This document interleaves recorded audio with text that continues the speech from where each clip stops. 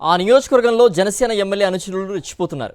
కూటమి సర్కార్ అధికారంలోకి వచ్చినప్పటి నుంచి వారి ఆగడాలకు అడ్డు అదుపు లేకుండా పోతోంది. ల్యాండ్ కనిపిస్తే చాలు కబ్జా చేసి బోర్డు పాతేస్తున్నారు.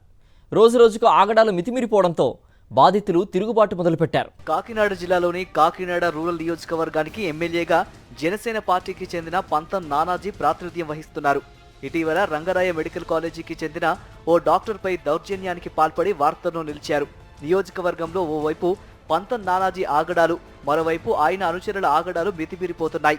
నానాజీ అండ చూసుకుని ఆయన అనుచరులు దౌర్జన్యాలకు పాల్పడుతున్నారు. అమాయకులను బెదిరించి భూములు లాక్కుంటున్నారు. ప్రజలను ముప్పు తిప్పలు పెడుతున్నారు.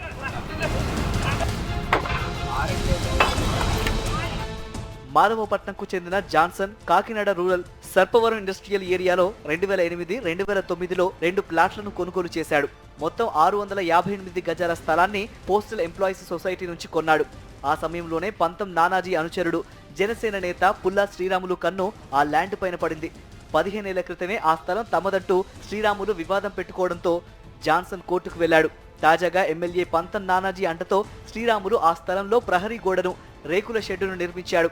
ఈ క్రమంలో జాన్సన్ జాయింట్ కలెక్టర్తో పాటు జిల్లా ఎస్పీకి ఫిర్యాదు చేశారు. పుల్లా గోవింద్ అనే వ్యక్తి, పుల్లా శ్రీరాములు, పుల్లా వెంకటరమణ వీళ్ళు ముగ్గురు దౌర్జన్యంగా అప్పుడులో వచ్చారు.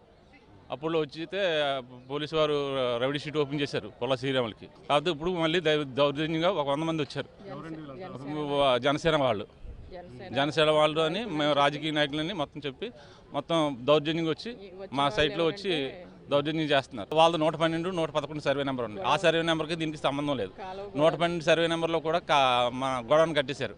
ఆ గొడవను కట్టేసింది కాకుండా మంద కూడా దిబ్బేద్దామని వస్తున్నారు. పంతం నానాజీ అండ ఎమ్మెల్యేగా అంత అండ చూసుకునే మా మీద దౌర్జన్యంగా వస్తుంది జరిగింది. పుల్లా శ్రీరాములు అసలు సైటోడు కాదు అతను కూడా దందా కింద వచ్చాడండి. ఆ పక్క వాళ్ళు అయితే పుల్లా గోవింద్ అటండి. ఎప్పుడు సైట్లోకి వస్తూ ఉంటే మా వారు బెదిరించేవారు. ఇది నీకు అవసరం ఏంటి, నాది లేవుడ్ బిట్స్ అని రోజు తరకం ఉండేది. నేను కూడా సైట్లోకి వెళ్ళేదానండి. మొన్న లక్షవారం నేను ఇలా సైట్లో అడుగు పెడుతున్నాను. ఆ జనాలు బ్లేడ్ బ్యాచ్తో బండితో ఉన్నారు. మేము వేసుకున్న గ్రావులు మాది అన్నీ తోసేసి నన్ను కూడా చేయి పట్టుకు వెనక్కి తోసి వాళ్ళు కుర్రబ్యాచ్ని రప్పించుకుని జనసేన అంటున్నారండి వాళ్ళు. ఇటీవల జాన్సన్ తన అనుచరులతో వెళ్లి స్థలంలోని ప్రహరీ గోడను, రేకుల షెడ్ను తొలగించాడు.